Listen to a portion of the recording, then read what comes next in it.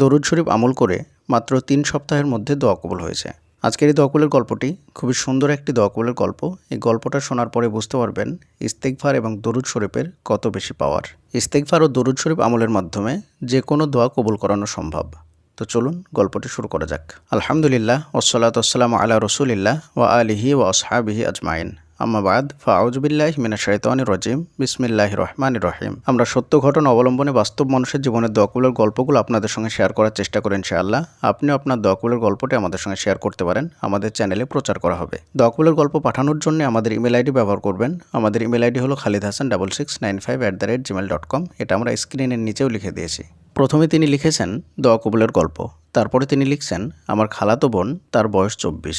সে দরুদ শরীফের ফজিলত শোনার পর থেকে নিয়ত করেছে যে রোজ যত বেশি পারবে সে দরুদ শরীফের আমল করবে এবং ইস্তিগফার আমল করবে। তারপর সে নিয়মিত তার আমল করতে লাগলো। আপু বলল যে তিনি 3 সপ্তাহের মধ্যে তার মনের মতো জীবনসঙ্গী পেয়ে গেছে আলহামদুলিল্লাহ। আর 4 জুম্মায় তার বিয়ে সম্পূর্ণ হয়েছে। আপু নিজেও অবাক যে এত তাড়াতাড়ি তার জীবনসঙ্গী পেয়েছে। আপু বলল, আগে যদি বুঝতো এই দরুদের এত ফজিলত তাহলে সে আরও আগে আমল করা শুরু করত। আপু বলল, শুধু 3 সপ্তাহ তিনি রোজ দিনে অসংখ্যবার ইস্তেগফার এবং দরুদ শরীফ পাঠ করতেন, কিন্তু প্রতি জুম্মায় তিনি আরও বেশি বেশি দরুদ শরীফ পাঠ করতেন এবং সঙ্গে ইস্তেগফারও পাঠ করতেন। আপু 5 ওয়াক্ত নামাজ পড়ে, খাস পর্দা করে, তাহাজ্জুদ পড়ে, সালাতুল হাজত পড়ে। তার আরও অনেক ছোট ছোট দোয়াও কবুল হয়েছে শুধুমাত্র এই দরুদ শরীফ এবং ইস্তেগফারের মাধ্যমে। আলহামদুলিল্লাহ, সুবহানাল্লাহ। আমি অনেক আগেই ইস্তেগফার এবং দরুদ শরীফের ফজিলত সম্পর্কে আপনাদেরকে অনেক বেশি বেশি বলেছি। আর আজকের এই দোয়া কবুলের গল্পটা শোনার পর আশা করি ইনশাআল্লাহ আপনারা আরও ক্লিয়ারভাবে বুঝতে পারলেন।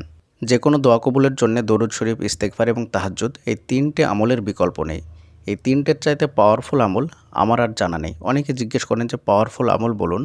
আমি বলি যে এই 3টে আমল করুন। আপনি যত কঠিন বিপদই থাকুন না কেন আর যত কঠিন পরিস্থিতি হোক না কেন, এই 3টে আমল করলেই আল্লাহ সুবহানাহু ওয়া তাআলা আপনার দোয়াকেও কবুল করে নেবেন এবং আপনার সমস্যাকেও সমাধান করে দেবেন। পরিশেষে আল্লাহর দরবারে দোয়া করি আল্লাহ তাআলা আমাদের সকলের মনের ইচ্ছাগুলোকে যেন পূরণ করে দেন। আমিন। আসসালামু আলাইকুম ওয়া রাহমাতুল্লাহি ওয়া বারাকাতুহু।